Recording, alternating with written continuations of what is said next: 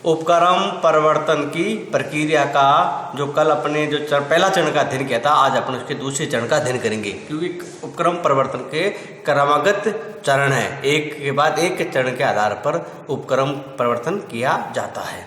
तो उसकी प्रक्रिया का कल अपन ने पहला चरण पढ़ लिया था, अवसरों की खोज एवं विश्लेषण का। अब है दूसरा, अवसरों का विश्लेषण एवं मूल्यांकन करना। दूसरा चरण है अवसरों का विश्लेषण एवं मूल्यांकन करना, अपॉर्चुनिटीज एनालिसिस एंड इवैल्यूएशन। उपक्रम के परिवर्तन की दिशा में अगला कदम है खोजे गए अवसरों का विश्लेषण एवं मूल्यांकन करना। प्रत्येक अवसर का मूल्यांकन करने के लिए निम्नलिखित आधारों का उपयोग करना चाहिए। पहला, अवसरों की उपलब्धता की अवधि। उद्यमी को सबसे पहले ये देखना चाहिए कि कोई अवसर कितने समय तक उपलब्ध रह सकता है। किसी अवसर का लाभ तभी उठाया जा सकता है जबकि वह अवसर कम से कम उस अवधि के बाद तक उपलब्ध रहे, जितनी अवधि उस अवसर का लाभ उठाने हेतु उपक्रम की स्थापना में लगती है। दूसरा आधार है अवसरों का वास्तविक एवं अनुभूति मूल्य, रियल एंड रिसीव्ड वैल्यू। अवसरों का वास्तविक एवं अनुभूति मूल्य का आकलन करना। अवसरों का मूल्यांकन करने के लिए प्रत्येक अवसर के वास्तविक मूल्य, वास्तविक उपयोगिता तथा अनुभूति मूल्य, अनुभव सिद्ध उपयोगिता का आकलन भी करना चाहिए।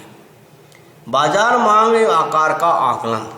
तत्पश्चात उद्यमी को उपलब्ध अवसरों के अधीन उत्पादित उत्पाद या सेवा की मांग एवं उसके बाजार क्षेत्र का आकलन करना पड़ता है। इस हेतु उसी बाजार अनुसंधान करना चाहिए।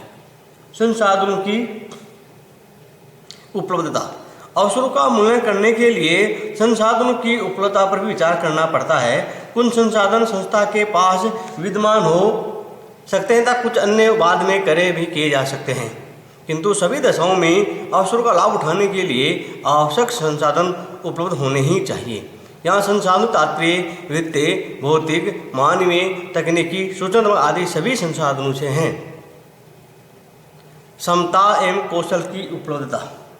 अवसरों का मूल्यांकन करने के लिए उद्यमी को उपलब्ध क्षमता एवं कौशल का भी आकलन कर लेना चाहिए। इस हेतु उद्यमी को उपलब्ध क्षमता एवं कौशल की विशेषताओं या शक्तियों तथा कमियों का अवसरों के संदर्भ में विश्लेषण भी कर लेना चाहिए।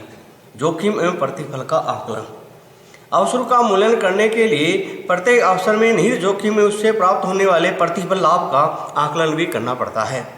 जोखिम का आकलन करने के लिए बाजार परिस्थितियों, प्रतिस्पर्धा की स्थिति, पूंजी निवेश की राशि, तकनीक के प्रयोग संबंधी तत्वों को ध्यान में रखा जाता है। पूंजी निवेश पर जो लाभ प्राप्त होता है वह प्रतिफल होता है। इस प्रकार स्पष्ट है कि जोखिम की परिस्थिति में लगाई गई पूंजी पर प्राप्त होने वाले लाभ का आकलन करना ही जोखिम प्रतिफल का आकलन कहलाता है। कभी कभी किसी अवसर का मूल्यांकन तब भी ऊंचा किया जाता है जबकि उस अवसर में से वर्तमान में कोई लाभ नहीं होता है। ऐसा तब किया जाता है जबकि उस अवसर के परिणाम स्वरूप भविष्य में अन्य कई अवसरों से लाभ प्राप्त होने की संभावना होती है। प्रतिस्पर्धी स्थिति का आकलन। विभिन्न अवसरों का मूल्यांकन करने के लिए अवसरों का प्रतिस्पर्धी स्थिति के संदर्भ में भी विश्लेषण किया जाता है। कुछ अवसरों का लाभ प्रतिस्पर्धी की तुलना में शीघ्र ही उठाया जा सकता है। ऐसे में उद्यमी उन अवसरों में बाजी मार सकता है और अधिक लाभ कमा सकता है, परंतु सभी अवसरों से इस प्रकार लाभ नहीं मिल सकता है। वातावरण के घटक। विभिन्न अवसरों का मूल्यांकन करने के लिए प्रत्येक अवसर का वातावरण के विभिन्न घटकों के संदर्भ में भी विश्लेषण करना चाहिए। वातावरण के विभिन्न घटकों में आर्थिक, सामाजिक, जनसांख्यिकी, राजनीतिक, वैधानिक, प्रौद्योगिकीय, अंतर्राष्ट्रीय आदि घटकों को सम्मिलित किया जाता है। वातावरण के इन सभी घटकों का प्रत्येक अवसर की सफलता पर कितना व किस सीमा तक प्रभाव हो सकता है, इस बात का आकलन एवं विश्लेषण भी करना चाहिए। ये उल्लेखनीय है कि नए अवसरों को प्राय सरकार की आर्थिक स्थिति सरकार की आर्थिक नीतियों तथा संनियम, जो रूल्स रेगुलेशन है, बाजार की प्रतिस्पर्धी स्थिति है, उपभोक्ताओं की आय है, आयु, इच्छा, पसंद नापसंद, सामाजिक रीति रिवाज, सामाजिक और सांस्कृतिक मूल्य आदि अधिक प्रभावित करते हैं। अतः इनके संदर्भ में अवसरों का विश्लेषण एवं मूल्यांकन करना चाहिए। अवसरों का वातावरण के घटकों के प्रभावों का विश्लेषण करने के लिए उद्यमी सामान्यतः वातावरण संकट एवं अवसर रूपरेखा या विवरण तैयार कर लेते हैं। जिसको क्या बोलते हैं हम, ईटोप, ETOP। ई का मतलब इन्वायरमेंटल, टी का मतलब थ्रेट, एंड ओ का मतलब अपॉर्चुनिटीज, और पी का मतलब प्रोफाइल। तो इसको बोलते हैं वातावरण संकट एवं अवसर रूपरेखा। इस रूपरेखा विवरण पत्र में वातावरण के विभिन्न घटकों का प्रत्येक अवसर पर पड़ने वाले प्रभावों का व्यवस्थित विवरण दिया जाता है। उपयुक्त कार्य कर लेने के उपरांत उद्यमी एक अवसर विश्लेषण विवरण या योजना, अपॉर्चुनिटी एनालिसिस स्टेटमेंट या प्लान तैयार करता है। इस विवरण या योजना में निम्नलिखित बातों का समावेश किया जाता है, यह समावेश होता है। कौन सी बातों का होता है? पहली बात, निर्मित या उपलब्ध किए जाने वाले उत्पाद या सेवा का विवरण, उद्यमी और उसकी टीम के सदस्यों द्वारा अवसरों का मूल्यांकन, अवसरों को क्रियान्वित करने हेतु आवश्यक संसाधन एवं की जाने वाली क्रियाएं, उपक्रम के लिए वित्तीय संसाधन के स्रोत। उद्यमी एवं उसकी टीम के सदस्य अवसरों के मूल्यांकन के समय सामान्यतः निम्न बातों पर विचार करते हैं। इससे बाजार की कौन समस्या का समाधान होगा या आवश्यकता की पूर्ति होगी। बाजार की आवश्यकता के संबंध में अब तक के अवलोकन का क्या संकेत है। बाजार मांग किन सामाजिक कारणों से प्रेरित है। बाजार मांग के संबंध में शोध करके किस प्रकार के आंकड़े एकत्र किए जा सकते हैं। इस मांग की पूर्ति से क्या किसी पेटेंट या कॉपीराइट अधिनियम के अधीन अधिकार प्राप्त किए जा सकते हैं। बाजार में उपलब्ध प्रतिस्पर्धा एवं उसकी प्रकृति किस प्रकार की है। अंतर्राष्ट्रीय बाजार में मांग की स्थिति कैसी है। अंतर्राष्ट्रीय बाजार में प्रतिस्पर्धा की स्थिति में इसकी प्रकृति किस प्रकार की है। इस प्रकार ये दूसरा चरण पूरा किया जाता है, यानी अवसरों का विश्लेषण मूल्यांकन। तीसरा है प्रारंभिक तैयारियां करना। अवसरों का मूल्यांकन करने के बाद उद्यमी को निम्नलिखित प्रारंभिक तैयारियां कर लेनी चाहिए। उद्देश्यों तथा कार्यक्षेत्र का निर्धारण। उपक्रम की स्थापना का निर्णय कर लेने के बाद सर्वप्रथम उपक्रम के कुछ आधारभूत उद्देश्यों को निर्धारित किया जाता है। इन उद्देश्यों में आर्थिक और सामाजिक दोनों ही प्रकार के उद्देश्य सम्मिलित होते हैं। इन उद्देश्यों के आधार पर ही उपक्रम के संपूर्ण कार्यों का संचालन किया जाता है। उपक्रम के उद्देश्यों के साथ साथ उद्यमी को उपक्रम के क्षेत्र को भी निर्धारित कर लेना चाहिए। किसी उत्पाद या सेवा का चयन। अवसरों का मूल्यांकन कर लेने के बाद उसे किसी उत्पाद या सेवा अथवा किन्हीं उत्पाद सेवाओं का चयन कर लेना चाहिए जिनका उत्पादन या वितरण करने के लिए वह उपक्रम स्थापित करना चाहता है। वह उन उत्पादों या सेवाओं के उत्पादन या वितरण का निर्णय कर सकता है जिन्हें मूल्यांकन में सर्वश्रेष्ठ पाया गया हो। इसके अतिरिक्त वह अपनी रुचि या अभिरुचि का भी उत्पादों या सेवाओं के चयन में ध्यान रख सकता है। उपक्रम के आकार का निर्धारण। जब उद्यमी उपक्रम की स्थापना का दृढ़ निश्चय कर लेता है तो अब उसी उपक्रम के आकार को भी निर्धारित करना चाहिए। उपक्रम का आकार बड़ा या छोटा या मध्यम श्रेणी का हो सकता है, किंतु प्रत्येक उपक्रम का आकार अपने संसाधनों तथा अपने प्रबंधन की क्षमता को ध्यान में रखकर निश्चित करना चाहिए।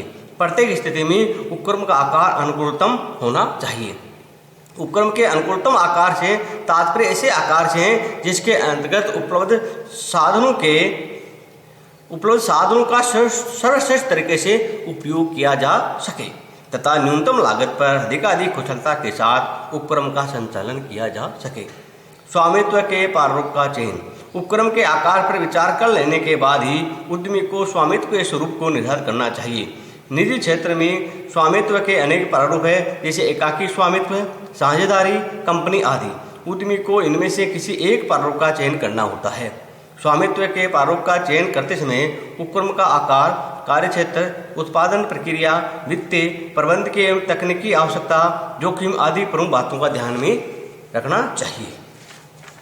नेक्स्ट है स्थान का निर्धारण। उपक्रम की सफलता में उसके स्थान के निर्धारण का भी महत्वपूर्ण हाथ होता है। अतः उपक्रम का स्थान, कार्य की प्रकृति, आकार, बाजार क्षेत्र आदि सभी बातों को ध्यान में रखकर निर्धारित करना चाहिए। किंतु औद्योगिक उपक्रमों के स्थान चुनाव, बाजार की समीपता, कच्चे माल तथा श्रम की सहज उपलब्धि, परिवहन की सुविधा तथा लागत, उपक्रम की विशेष आवश्यकता आदि को ध्यान में रखकर ही करना चाहिए। प्रत्येक उपक्रम का स्थान वही होना चाहिए जहाँ पर उत्पादन तथा वितरण की लागतें न्यूनतम आती हो। इसके अतिरिक्त मध्यम एवं लघु आकार के उपक्रमों के लिए सरकार द्वारा औद्योगिक बस्तियां भी बनाई जाती है। इसी दशा में स्थान के चुनाव में वित्तीय समस्या कम हो जाती है। केवल अन्य साधन उपलब्धता, कच्चे माल तथा बाजार की सीमितता को ही विशेष रूप से ध्यान रखना पड़ता है। आजकल सरकार ने उद्योगों के लिए स्थान नीति लोकेशन पॉलिसी भी बना रखी है। पिछड़ीता बिना उद्योग वाले स्थानों पर उद्योग लगाने पर सरकार बहुत सी सुविधाएं तथा नगद उपादान भी देती है। अतः उद्योगों के स्थान निर्धारण में इन सभी बातों का ध्यान रखना चाहिए। प्रारंभिक अनुबंध करना। जब उद्यमी उपक्रम के उत्पादों या सेवाओं का चयन कर लेता है, अपने भावी व्यवसाय के उद्देश्यों, कार्यक्षेत्र तथा आकार को निर्धारित कर लेता है, तो उपक्रम को प्रारंभ करने से पूर्व कुछ प्रारंभिक अनुबंध भी करने पड़ते हैं। ये प्रारंभिक अनुबंध प्राय निम्न प्रकार के हो सकते हैं।